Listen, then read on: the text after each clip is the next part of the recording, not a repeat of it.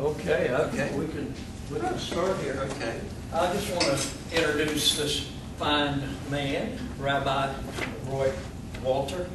Roy is on our board, has been on it for many years, and on the board of trustees for the Institute here. And I've always enjoyed having him in meetings because he's exciting, and I mean it seriously, and adds an energy to every meeting I've ever seen him be a part of. His great claim to fame, though, is that he could actually be in one congregation for 40 years without being kicked out of it.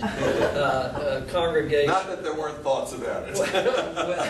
well, I don't know about that, but that is truly a remarkable feat, and I don't even know if it's been repeated anywhere. But, lots of places. Yeah, lots of places. Lots of places. But he's also, Hey, how are you? Come in, Andy. Come on in. You got to sit right here next to me. Here.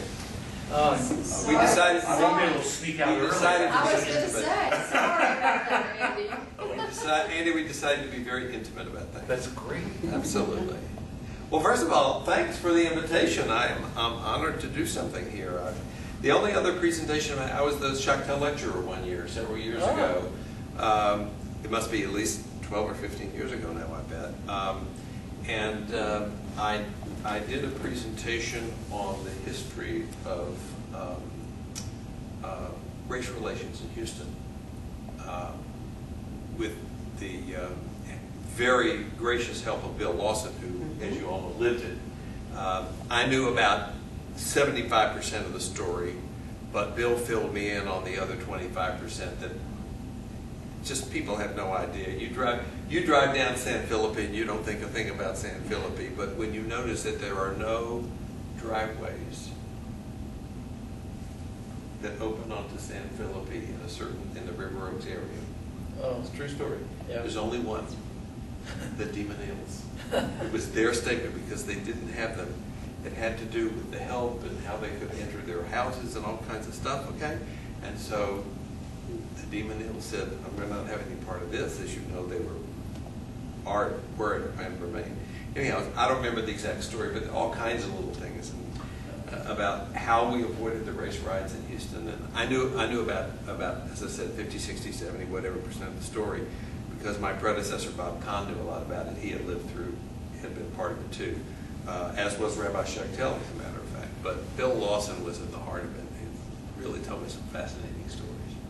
Okay, I'm really only going to do, I think, part of what my topic is. I'm not going to do Yom Kippur. I decided originally I thought about it because I wasn't sure there was going to be enough material for what I wanted to do for Passover, only to discover that I know more than I thought I know. One of those things, discovery. All right. So I'm going to pass out these. If you just take one and pass. I brought with me, just so you'll know, two Haggadahs. And I want to talk for a minute about the Haggadah, if I may. The word Haggadah comes from the Hebrew word lahagid. Lahagid means to tell. A magid is a storyteller.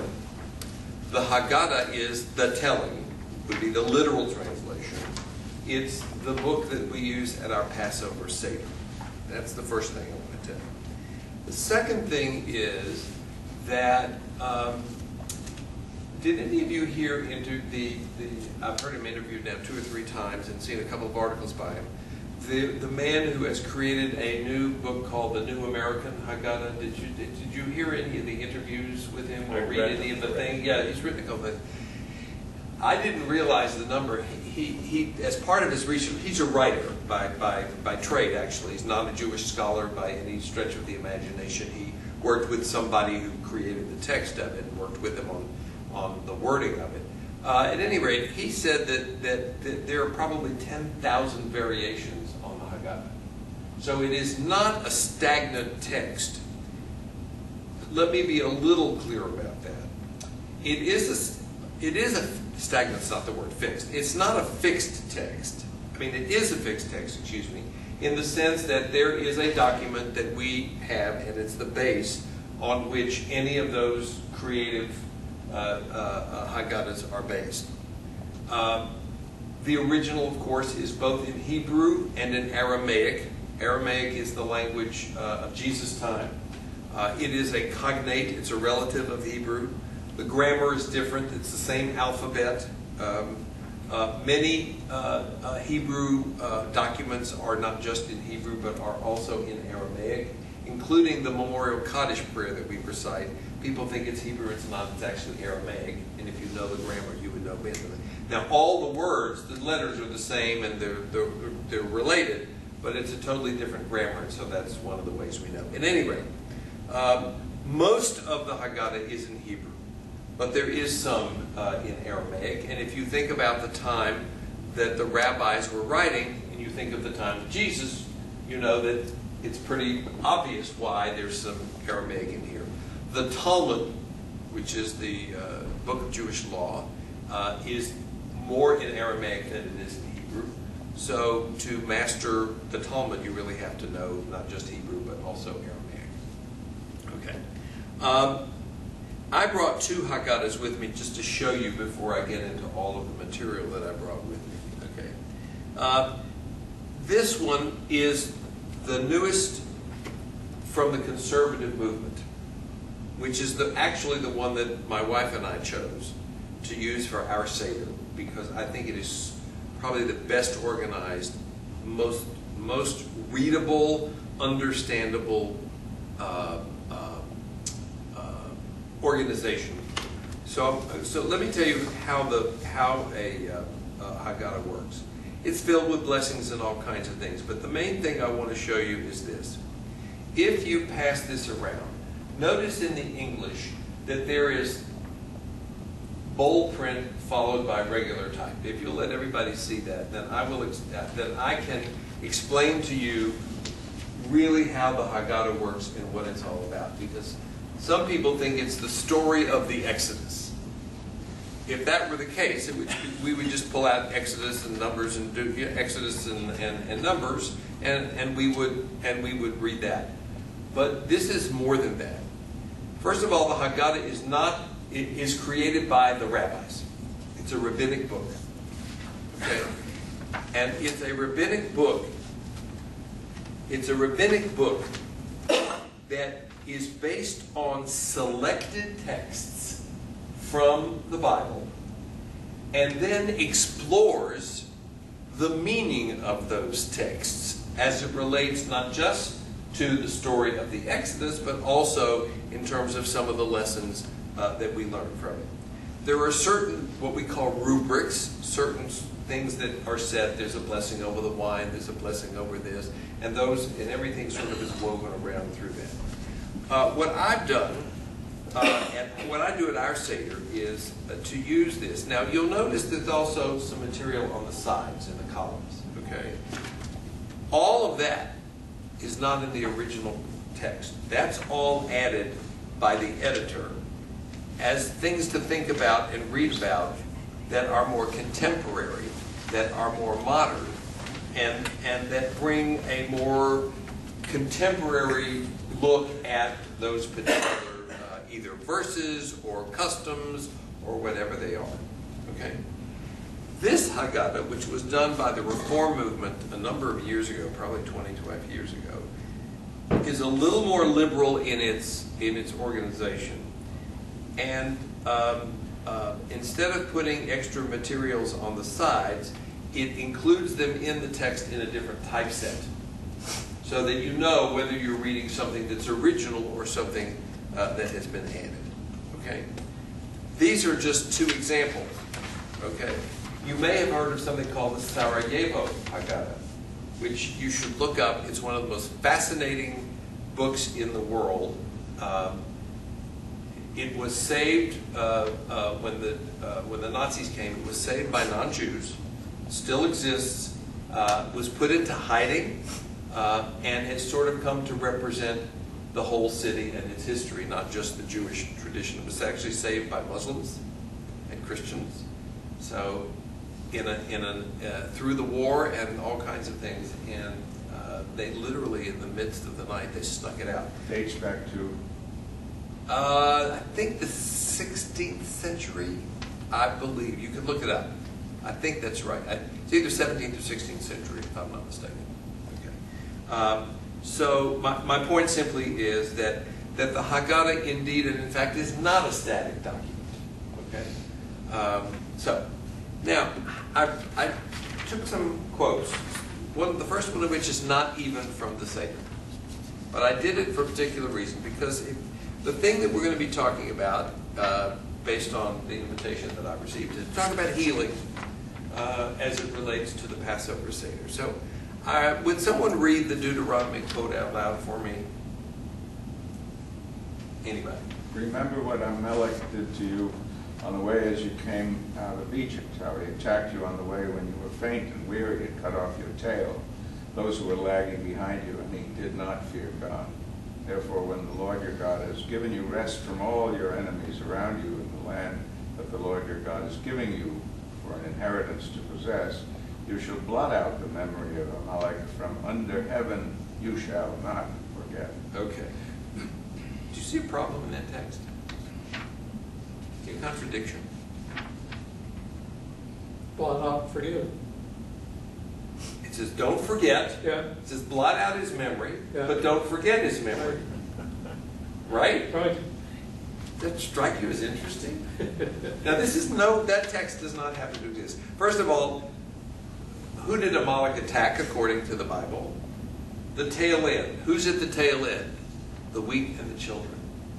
Okay, so he's a particularly no good guy, so to speak. Why? Because, it's one thing to fight soldiers. It's another thing to pick off the kids and the old and the infirm and the sick. Okay, so he's a very unpopular character, so to speak, as far as the Torah is concerned for that reason. So here we have this text that tells us what he did, and then it says, you shall blot out his memory from under heaven. You shall not forget. What's going on here? How does this relate to why I would choose this text to start with? Something about, hey, remember that we've been under attack or something? Yeah, but remember now, my goal here is to talk about healing. Okay. Oh. This is the Institute for Spirituality and Health, is it not? Am I in the right place? You are. Sorry. Yes. Okay. No. How can you relate that? What does that have to do with healing? Well, there's the conflict between forgiving and forgetting. There's my guy. Okay. The fact is that from the point of view of reality, forgive and forget is not very practical. Mm-hmm. I may forgive you, but if I forget what you did to me, what's the chance? Right. That I'm opening myself up.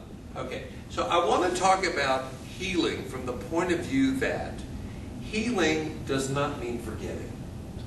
If you forget, that's not necessarily healing. Okay? So when you heal from something, you have to move on beyond it, but you can't just leave it in the back as though it never happened. But you can't command yourself to not forget. It's not in your consciousness. If it happens, it happens. No, but You that's can my remind yourself but of that's the talisman. right. But my point is precisely that something will happen, and somebody will say to you, "Look, it's just time to forgive and forget." Mm-hmm. And the Torah is saying you really shouldn't try to forget. You shouldn't even try to forget. Blot out his name, right? In other words, don't make it a name that we would respect, okay? But don't forget what this man did, because there is a lesson to be learned, okay? And healing, part of healing is learning a lesson. I really believe that that's part of healing, that you've learned your lesson.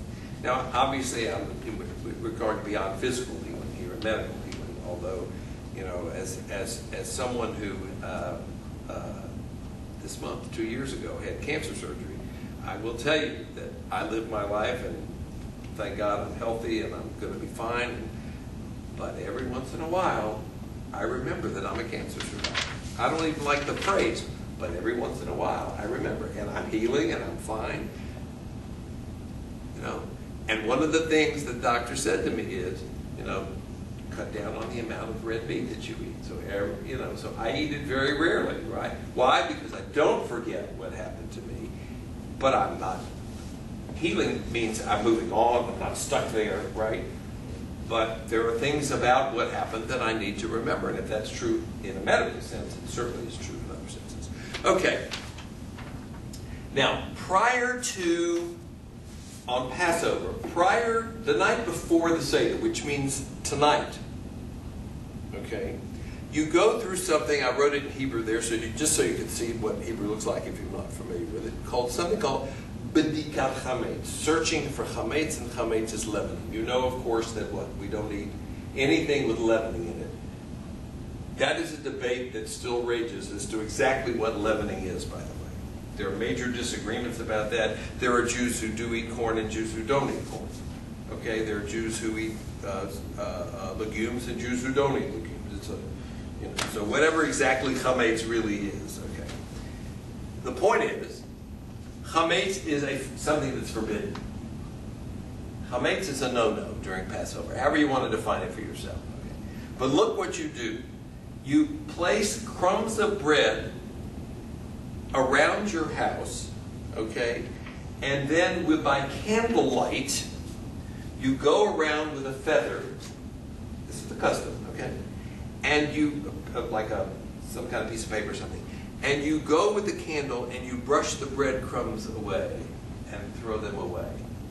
Now you look by candlelight, you search, you bring light, okay, to it, and you discard the crumbs, right? Because now you're going to be entering into a period where not only you, by the way, you're not allowed to eat it, you're supposed to get it out of your house. You're not even supposed to own it.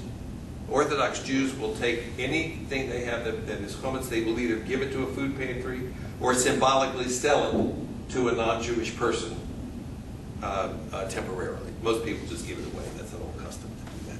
Okay? In a day when so many people are hungry, we give it away. Okay? So the question is, what does what I said have to do with healing? Removing the source of evil or something. Whatever the discomfort is, right. You have to bring it into the light. Okay. You don't want it to sit inside you and fester. You have to bring the light to it.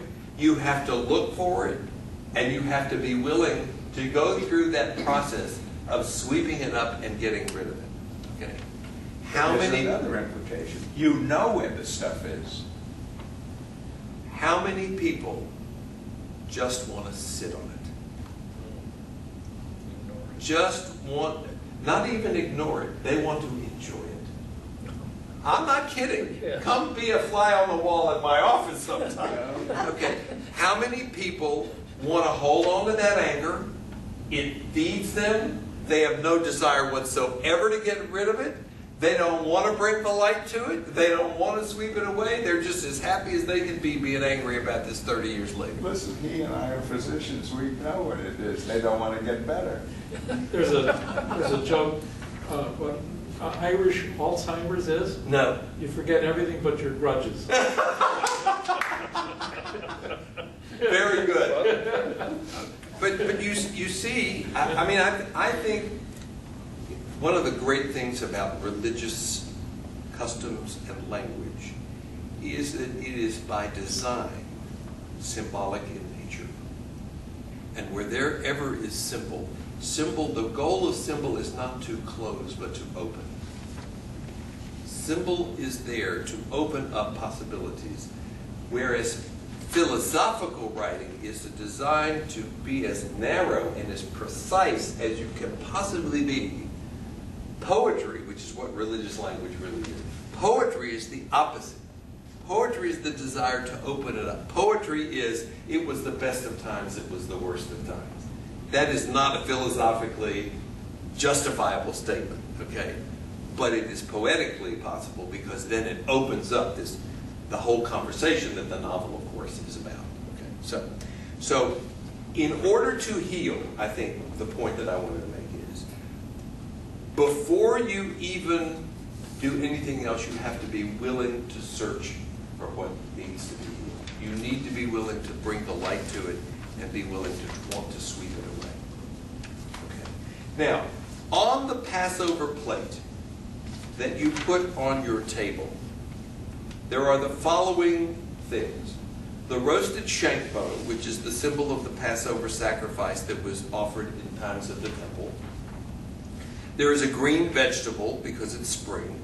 There's something called charoset, which is a mixture of ingredients representing the mortar that the Jews had to use to make the bricks. Okay, a roasted egg for life, and moror, usually something like horseradish. Okay, a bitter herb, and of course salt water representing the tears. Okay, what is it? Why am I thinking of these things in terms of healing? Each one of them has its own message, I think.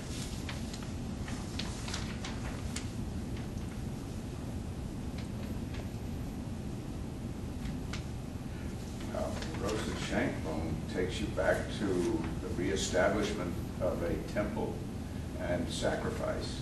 Right. But and ground, a place. Okay. But what does sacrificing have to do with healing? I've never understood sacrifice anyway. Sure you do. Don't think Well, of it it's as related, it wasn't an issue, it's related to the forgiveness of sin, right? in part. Uh, What's a sacrifice? Forget animals. What is the definition of a sacrifice? And it's sacred. You make something sacred, By doing what? lifting it up. It's a gift, yeah, isn't it? Good. Think about the word sacrifice. Literally, sacre, sacred, vice, face, action. But what is a sacrifice? It's when you give up something for something else. Okay. But that's not the definition. It's when you give up something of value for something you determine to be of higher value.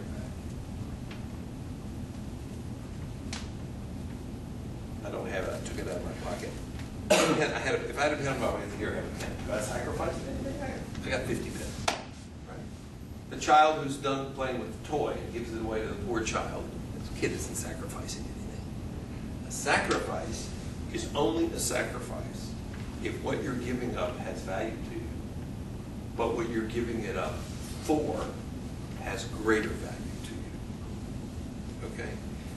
This sort of goes back to the concept of you decide what is important and what is of greater importance.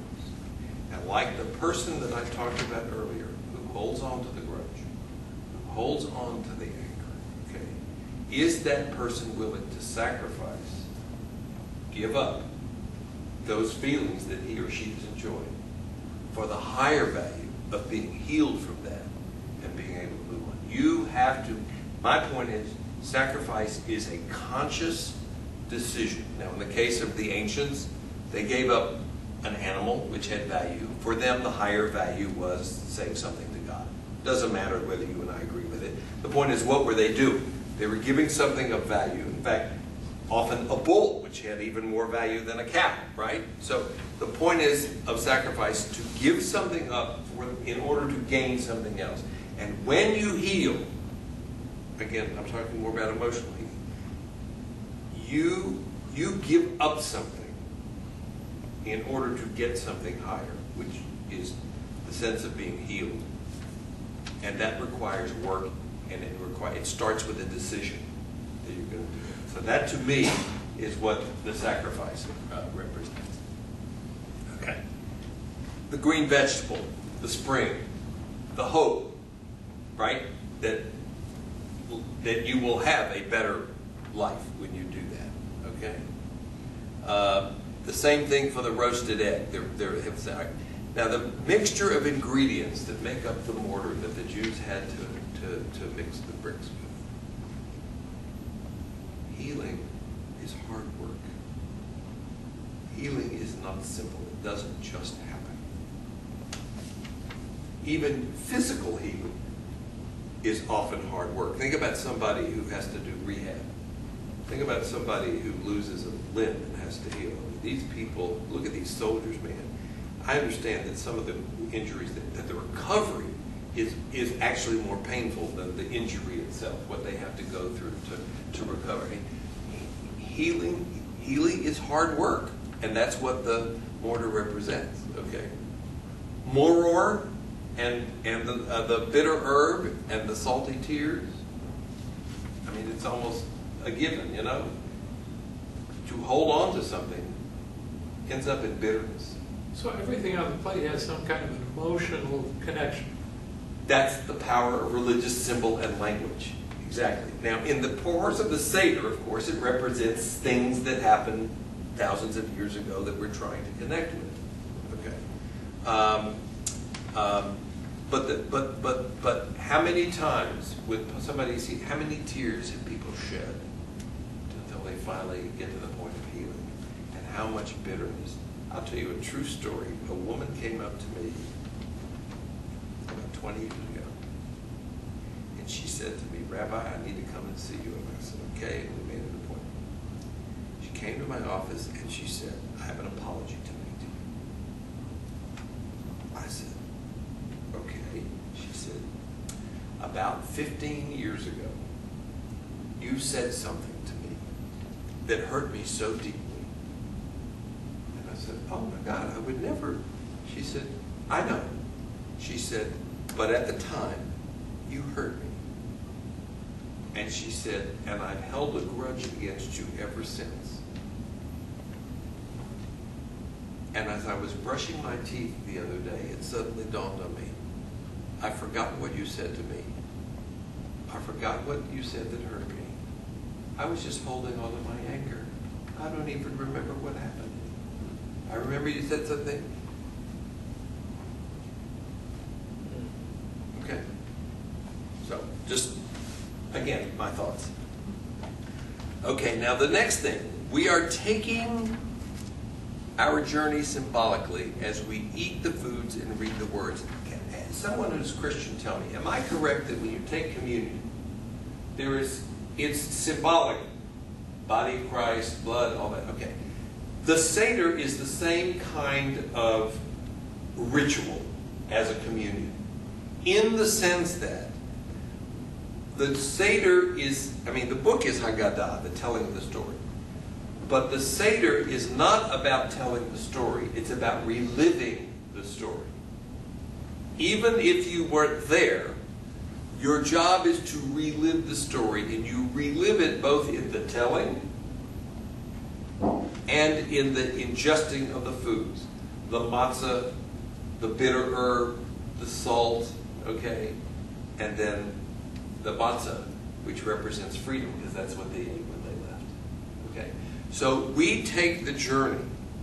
That's the power of the words, and that's the power of the eating of the food, the ritual foods. Okay, But it's different. in that, Tell us.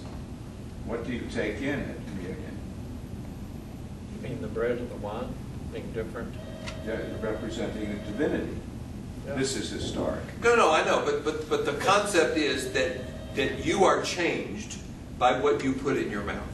You are what you eat. Yeah. No, not just that. I know. I understand that, okay. But in this sense, you are what you eat in terms of the experience. You can't, thank God, you can't go back and relive it. But you can attempt to re-experience it. And that's the purpose. The Seder is not to tell their story. It's to make it your story. And you do that by telling it over again, okay, and by eating the foods. And I'll show you a particular way in which this is true, which you probably remember the Seder. Okay? Can I Yeah. Go back a little. No, I'm sorry. We only go forward. Yeah, I'm of a course. historian. I always No, go for it. Go for it. Yeah. I promise not to I too necessarily am a have cancer survivor, and part of me feels I live on borrowed time. Okay. The other part of me says my relationship with God and other people were really transformed by that surgery. So I read this Passover plate, and I read here, and if I'm wrong, correct. Go for it. That what I'm really doing is acknowledging that I'm going to choose life. Life is not always going to be a primrose path, that there's going to be a lot of tears and hard work in it. Right. And so in a sense, I sort of knew those things, but now I really know them. So that when I get to the next verse, I may be reliving, but I'm reliving at a slightly different place than I lived it before. Absolutely. Look, I would imagine if you lived in 16th century Poland and you read the Haggadah and contrasted it with how you and I read it in 21st century America. Okay? We all live in the world we live in. You live in a post-cancer experience. I live in a post-cancer experience, okay? The whole purpose, in fact, that's the perfect lead into where we're going. If you look at the end, it says, see the Hebrew Genug L'Shevach? Derogation to praise. Okay? See that? The journey that we take on Passover is from being in a low state to a high state. Slavery and freedom simply being the symbolic representation of that, because that's the journey that our ancestors took.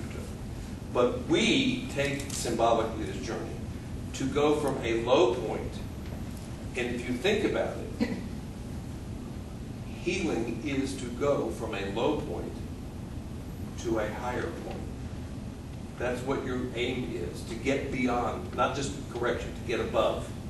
Not just beyond, but to rise above what has happened to you. Okay? Just getting beyond it may or may not be healing. Healing means getting above it. That's. And in fact, what is the word? You know the word holy? In Hebrew it's kadosh. Kadosh means to set above. Sacred means to set something above something else. Not just apart from it, but above it. And what we're trying to do is rise above it. But like a Moloch, don't forget it. It's a part of you. Don't forget that that's where you came from. Don't forget. Okay? Remember that you were slaves unto Pharaoh in Egypt is the admonition in the Torah. Don't get high and mighty because you're free. You were once a slave yourself, so don't treat other people who are slaves badly, because you know what that feels like. Okay, that's not even the rabbis. That's right out of the Torah. Okay, sure. Okay, so what is this journey we're going to take from slavery to freedom? Right, from eating bitter herbs and salt water to eating the matzah when the Jews went free. What's the point? The point is that you are going up. Okay?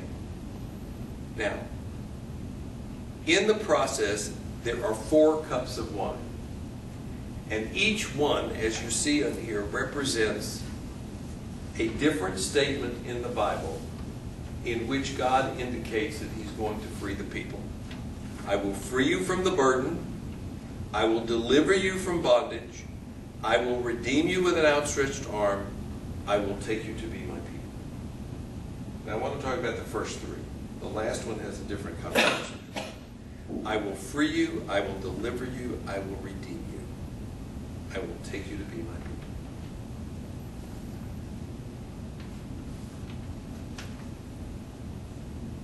I believe, I can't speak for other people, I can only speak for me.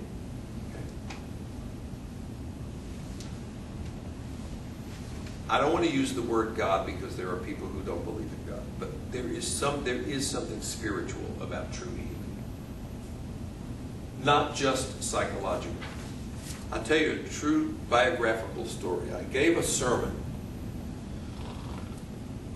35 years ago, however long it was, on forgiveness, and I talked about the value of forgiveness from all kinds of points of view. And I delivered the sermon at the first service. We do 2 evening services. And I finished the sermon, and I sat down, and I said to myself, pardon my French, oh shit. I had done everything but spiritual. I was so focused on the practical aspects, okay, that my mind was so focused there, and here it is, like Rosh Hashanah, Yom Kippur. I didn't mention spiritual forgiveness, where that portion of it is, and I could, of course, I could have kicked myself. There's nothing I could do about it at that point, but I realized it. Okay, I think true healing is spiritual in nature. whether you believe in God or not, for me it relates to God. But I think it's a spiritual experience, and that's what I think all these things are. God wants us, from my perspective, whatever God wants means, but to be who we are, to be what God created us to be, is to be free of those kinds of emotional and psychological burdens, and is to set us free in a spiritual sense as well. Now, the other thing I want to point out is, if you read the Bible, look at the next line. Let my people go that they may serve me, which is what God tells Moses to say to Pharaoh. Do you know what the practical side of that statement is? In Egyptian culture, Pharaoh is what? A god. The people are serving the god Pharaoh. And God says, let my people go. Not that they may serve you, but that they may serve me. What does the word redeem mean? To take back something that belongs to you. Remember what the word, like the pawn shop, right? If you go and you see a necklace you like and you buy it, you're not redeeming it, you're buying it. But if it's your necklace that you borrowed money on and you give them, that's redeeming. Redeeming means taking back something that belongs to you. In the case of the story, God is saying, you want to play God? I'm going to teach you how to play God. You think these people belong to you. Guess what, folks? Yeah, they don't. And 10 plagues later, they belong to God. Okay? Not just let my people go from slavery, but let my people what? That they may serve me, not serve you. Okay? That's the Hebrew in the Bible. That's not even the Seder. That's going at it. Okay? Now, what's going on here? Okay? The same thing is true in Hebrew and in English. I can serve you as a slave, or I can serve you as a free person. Pharaoh, we served as slaves. And the Hebrew word eved and the word oved, to serve, are the same variations. And God's saying, I don't want my people serving as slaves. I want my people serving me out of choice. Okay? Here again, it's a matter of making the choice and being free of whatever you need to be healed from. Now, You are taking yourself. You're taking yourself back when you heal of those things. You are really returning, in a sense, to your free self, to be who you are without the garbage of the hatred or the anger or the frustration or whatever it is that's got you. My question is, Yeah. are the roots of worship and serve the same in Absolutely. Hebrew as in... Yes. Yes. Avodah also means worship in Hebrew. Correct. That is correct. Yeah. Those statements, I will free you from the burden, I will deliver you from the bondage, are really, I'm just thinking, what would that have been like to have heard that for the first time in human history? Yeah. That there is supernatural, well, there is God, Yeah. who Desire. who will free me from my burdens and deliver me from my bondage. And yet, every one of us has to hear that for the first time also in a powerful way. I think that's the message of AA. Yeah. Let go, let God kind of thing. What you're saying is, God wants me. This is too much for me. Think about this is exactly what AA is based on. Yeah. At some point, you let go and let God lead you down the right path. Okay. I think it's difficult. The extreme of that is you have a problem. You open up the Bible and the point and it tells you what to do, supposedly, and you know what the answer is. I think that's a little far-fetched for me, but there are people, I guess, who still do that. But my point simply is that for me, I think, I don't want to use the word God wants me because that often has a different sense to it. But I was born to be who I am. And the more often I let other stuff control me, then I'm not free of it. Okay? I need to take myself back from whatever it is that I need to be healed from. But you aren't what you were born to be. You are what you have accumulated plus your nature. Both. Your nature I and understand your that, but I don't have to let the crap get in my way. But it's the good stuff too. Right. You don't know what your full realization is. I hope not to know until the day I die. Right. But you don't know And what, even then. you don't know what might have been. Right, of course. So it's a work in progress. I understand that, but I don't believe that walking around feeling guilty, and walking around feeling angry, and walking around feeling those kinds of negative feelings, I don't think that helps me reach my potential. Goes without saying. Okay? If you talk to people who have been through horrible childhoods and then grow up to become successful people, talk to them about how they went through the process of letting go, so to speak, of their past. You know, we know statistically that abusive parents were probably abused children, and their children are more likely to grow up and be abused parents. But there are children who outgrow that, who overcome it, who do heal from that, and even forgive their parents. I mean, it happens. Okay. I've counseled people who've been through that. You know, forgiving their parents for all kinds of, not necessarily physically abusive, although some of that do, but some pretty bad stuff that parents put their children through. But they're victims too. Yeah, that's correct. But they determine that that's not how they want to live their lives, because the negative of that, okay, robs them of who they can be. Do you have certain approaches with people who you want to prime to let go? Approaches? I mean, what you just said. Well, I'll give you an example of what I did about 5 years ago. Remember, the congregation came to me and revealed to me that he is a sex addict and was working hard with his counselor to overcome this. His marriage was on the line and all kinds of stuff. And his therapist said to him, I think you need to go see your rabbi. So he came. And after I lifted up that was the first time I'd ever dealt with sex addiction, and I did some reading about it.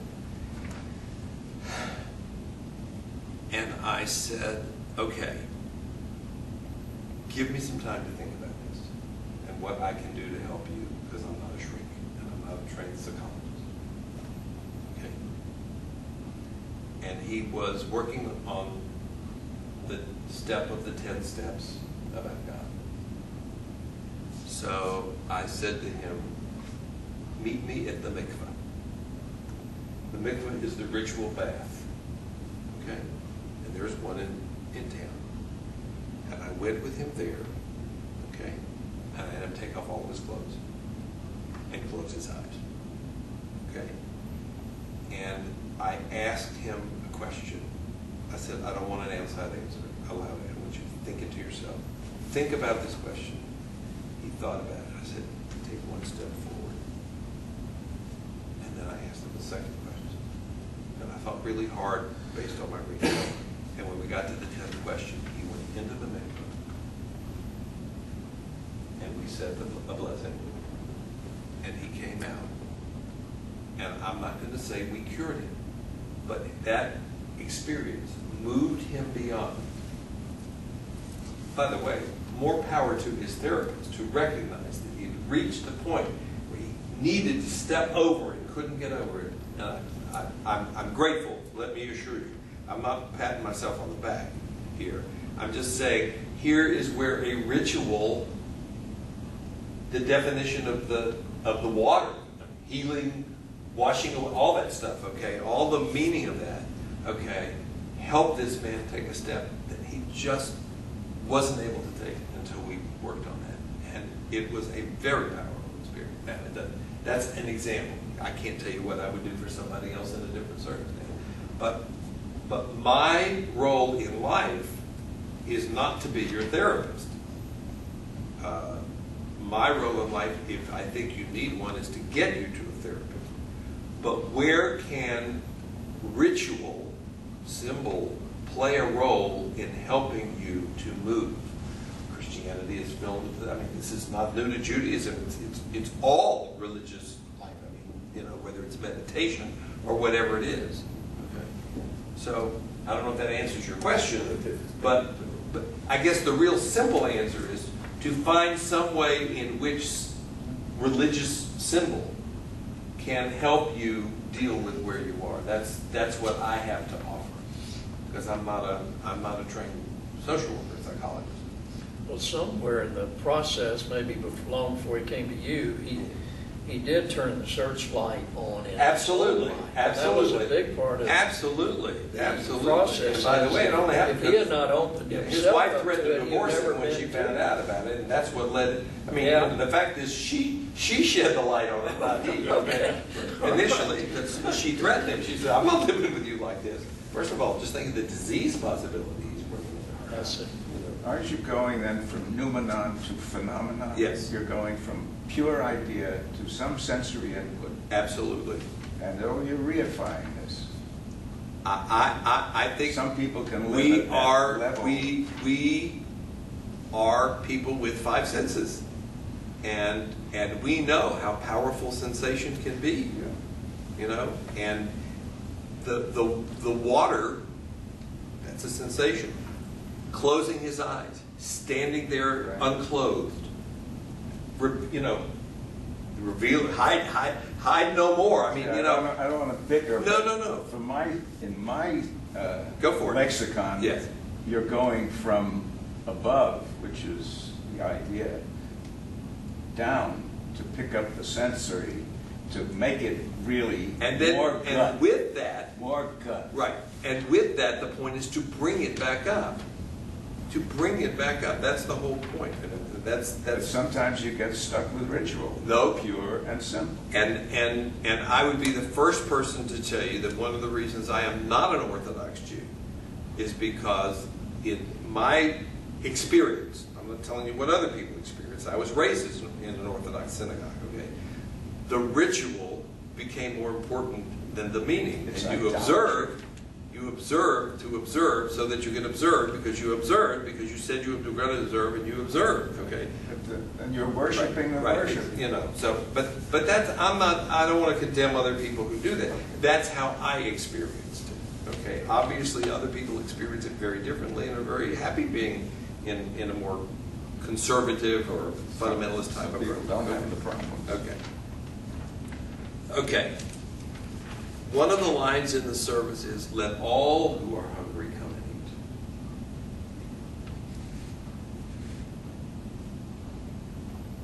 eat." Sharing.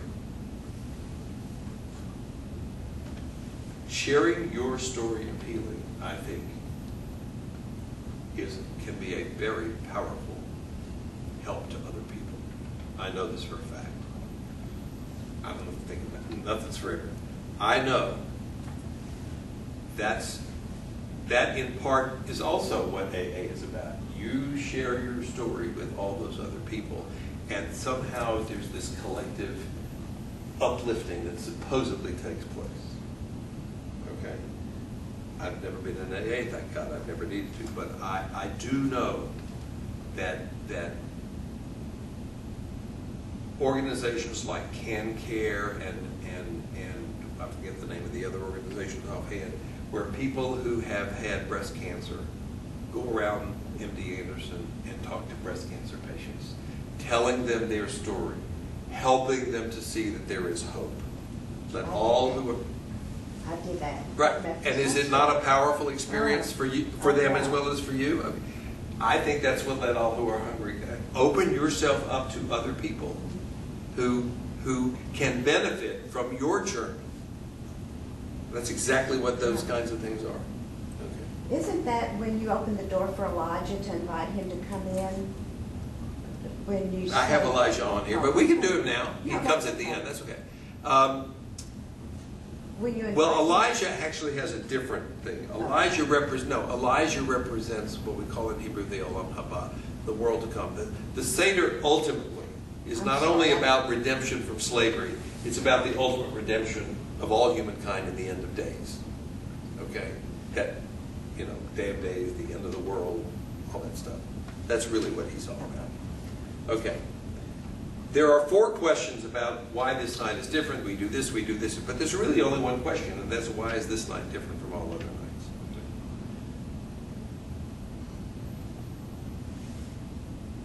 I'm not sure why I put that in here, except that it's such a powerful part of the service. And I was thinking, when I put it in, I know what I was thinking, but I'm not sure I agree with myself. If that's okay. Well, one of the greatest, who was it that said, if you could have dinner, what is that line? The Thomas Jefferson line. Somebody asked somebody if he could go to dinner with 4 people to hear them discuss the important things of the world, who would you pick? And he said Thomas Jefferson arguing with himself or something like that, talking to himself. I forget exactly, but something like that. Anyhow, okay. So I don't mind having a conversation with myself. And Like you have disagree 2 with hands. myself. Right. On the one hand. I think the reason that I put it in there is because at some point I think healing begins with the recognition that something is different, that something needs, that there are questions to be asked. Okay? I believe that questions are more important than answers, much more important. And I believe that the process of healing begins with asking yourself questions about yourself, about what you're experiencing, whether you think that's what you want, or is this what I really feel? Is this the right kind of feeling? Should I feel it? Just a whole battery of questions that begins with, am I different than I want to be? Let me check. Would some of that be the difference between kind of recognizing where I am and where I want to be? Yes, it could be, but sometimes you don't even know where you want to be. Sometimes all you know is something's not right here. Something's not right. And you begin, well, what is it that's not right? Yeah, okay. And I think you then, out of that, develop a better sense of where you want to be. I have no vested, like I said, I'm not even sure I agree with myself. So, okay. What is the answer to that question in the Seder meal? Well, it says, on all of the nights we do this, on this night we do that. On all other nights we eat this way, tonight we eat that way. Other nights we sit up, tonight we lie down. So it really answers the question by observing the actual things you are doing that are different tonight. You normally, if you had some horseradish, you dip once. Tonight we intentionally dip twice. Okay. Well, that was the word I was going to use, intentionality. Yes. That there's an intentionality to this night. Absolutely. Present other nights. For sure. We may do these other things other times. But Right. we're What I intentional was this night. thinking was just like, this, unless you experience something that's different, Right. It would be just something you don't different. have it. I mean, Yeah. it's got to happen. Right. That's the nature of sacredness. Yeah. Being set apart. Yeah. Right. Okay, now notice it says physical slavery and spiritual slavery. If you look at the next slide, the story actually begins with Abraham, not Moses. And the rabbis tell us why. Abraham frees humanity from what kind of slavery? spiritual slavery, idolatry. He's the, at least historically, he's the man who introduces us to being free of idolatry and worshiping God. So even in the Haggadah, which is the story of the Exodus from Egypt and this physical dimension to slavery and freedom, even before you get there, there's this spiritual dimension that begins by talking about Abraham. Now, one of the most interesting things about the Haggadah, Moses is nowhere in the text. The rabbis did not put him in the text. Not there. The Redeemer is not there. Now, the rabbis tell us very clearly why. Because they don't want you to think that it's Moses who did it. Remind you, it's God who did it. Okay? He was just the agent. Okay?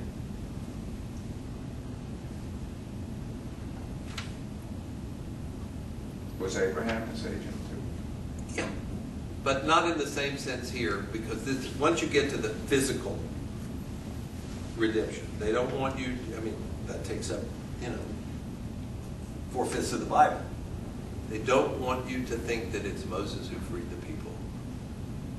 It's God.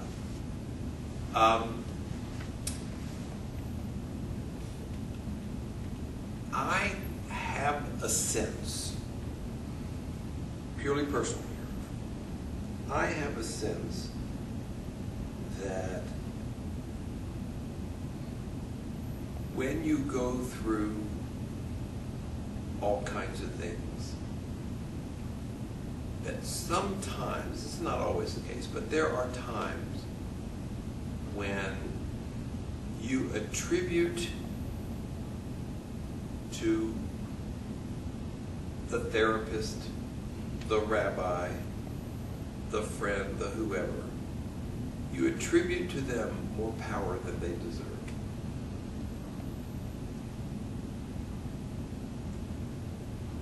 You know the old line, God heals and the doctor collects the bill. Right? He collects the fee. Okay? I think it's a way of keeping the spiritual dimension to this. It's not that people aren't important. It's not that therapists don't do a good job. It's not that rabbis don't do a good job. The fellow that I told you the story about the mikvah doesn't owe me anything. I know he's grateful to me. He, from time to time, will give me a hug and say thank you. I know what he means. He doesn't owe me anything. The power is within him, not within me. And I think every therapist in the world will tell you that. Their job is to get you to do your job, So, again, just a... Okay. One of the things we do in the text is we sing a song called Diana. And I want to read you the text of it, not all of it, but I want to give it to you. How many acts of kindness has God performed to us? Had he taken us out of Egypt without carrying out judgment against Egypt, that would have been enough. Had he carried out the judgments without destroying their gods, that would have been okay. Had he destroyed their gods without dividing the sea for us, that would have been okay. Had he divided the sea without leading us onto dry land, that would have been okay. Had he led us across dry land without taking care of us in the desert, and on and on and on and on it goes. I think the message is very clear. I want to, again, take God a little bit out of it.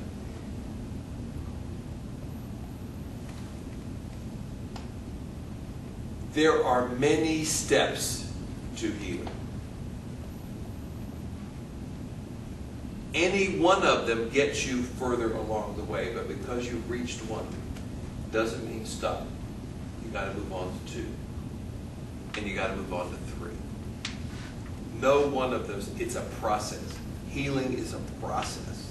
In this case, a process attributed to God. This, until we finally get totally free. Okay? Healing is a process. Just like obtaining freedom is a process. Okay? And of course, the 10 plagues. Okay? Now what you have to know that we do when we recite the 10 plagues is we take the wine cup, and either with your finger or by spilling, you spill 10 drops out each time you say one of the plagues. You spill the wine out of the cup. Okay? Why? Because you're then going to turn around and drink wine from that cup. Okay? You don't want to drink the 10 plagues, right? You don't want to drink the 10 plagues. Okay? Now, what's that all about in terms of people? Again, this is all very personal because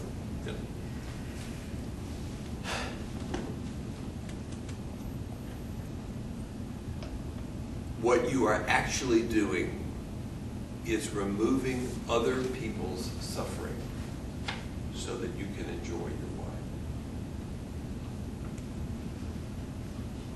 When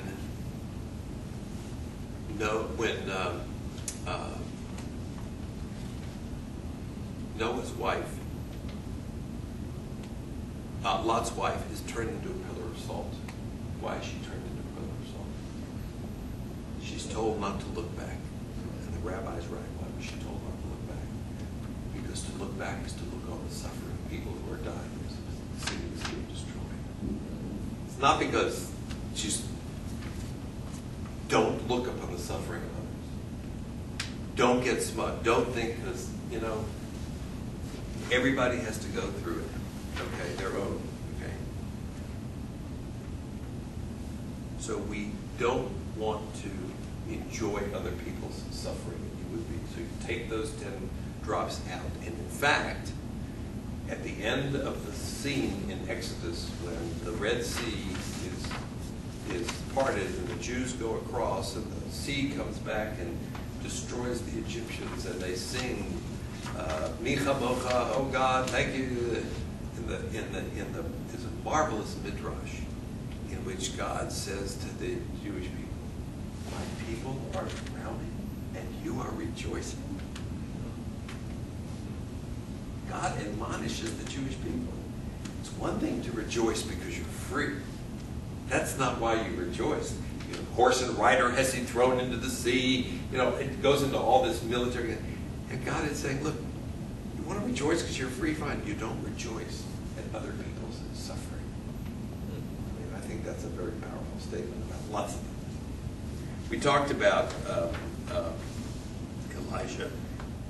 There is another thing we sing at the end of the Chad Gadya, which is a little song. It's a little ditty, but it has a powerful message to it. Get to it. It's right in the back. One only kid, maybe go. One only kid my father bought for 2 zuzi. Just one little kid. Then came the cat and ate the kid that my father bought. Then came the dog and bit the cat that ate the dog. Then came a stick and beat the dog and bit the cat that ate the dog. Then came a fire. Burnt the stick, beat the dog, bit the cat, then ate the kid.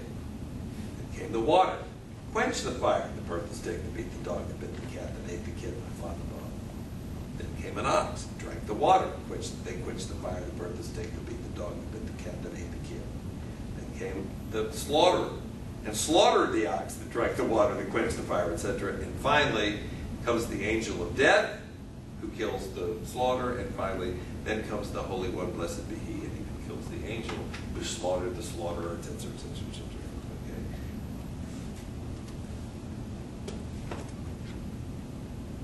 Don't be so proud. Be humble. It ain't all about you, kid. It's not about you. You're going to die. It's about it's a bigger picture than you, and of course, for the rabbis, of course, God's on top of the hierarchy. Okay, but I think the answer is, don't be smug. You may be the peak of God's creation, but you're still part of creation, so to speak. You're not above it. We end the Seder with the line, next year in Jerusalem. Jerusalem represents where were the Jews going? To the land of Israel. Jerusalem being the capital. So next year, may we be totally free. Not just physically in Jerusalem, but what Jerusalem represents. The goal is to get true freedom. Now, I have put another line in there because it comes from the Reform Haggadah. It's a commentary. It's not part of the original. And I thought that would make a wonderful place to end. The worst slavery of Egypt is we learn to endure it. That's the lady who came to me and was angry at me and forgot what she was saying. She was so comfortable in her anger. The worst slavery of Egypt is we're just happy being there. If you don't want to be free of it, you can live very comfortably amidst all the things that are eaten at you, and you can let them feed you. That's when you are a slave. When you let that conquer you. When you get so comfortable with it that you're not even wanting to get rid of it. That is my presentation. I hope it was informative and interesting and meaningful. Excellent. As I said, when you asked me to do it, I thought for sure there's not a story in it. Or just Passover. And then when I began to prepare it, I thought, why would I go to Yom Kippur? It's all right here. We can do Yom Kippur another time. I was talking in Roy's office probably 2 years ago when I first came here, and he started telling me that he was spending all his time with Joseph in a teaching, and I said, man, I'd love to be in that class. Now I know why. You are a profound teacher. Thank you. I have to tell you, we finished Joseph, and we are now back. We started with Genesis 1. We're about to finish Genesis 3 with 10 centuries of rabbinic commentators. We do it every Saturday morning.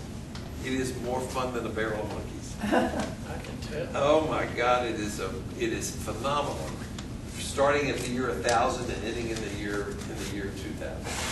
Wow. And you watch the world change from the 10th century to the 13th century to the 15th century to the 18th century to the 20th century.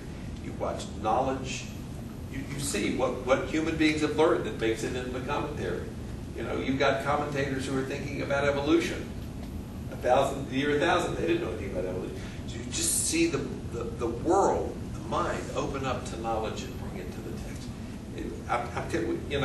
If they ever tell me I can't teach it, I'll go into learning. Are you willing to take a question? Sure. What do you think of the New American Haggadah? I have not seen it. I asked them to order a copy for me. But have you seen it? No, but you know, I mean, I'm someone who's very interested in Judaism, although Sure. And Englanders are really good writers, but then people say, well, it's a very patriarchal text. Is it? Yeah, that's what they say. Is that there's no women in the text at all. Which You mean strikes me in his writing on the Haggadah?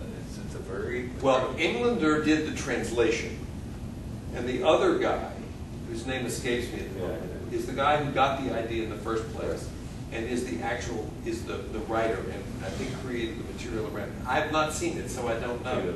No. I just read a review of it.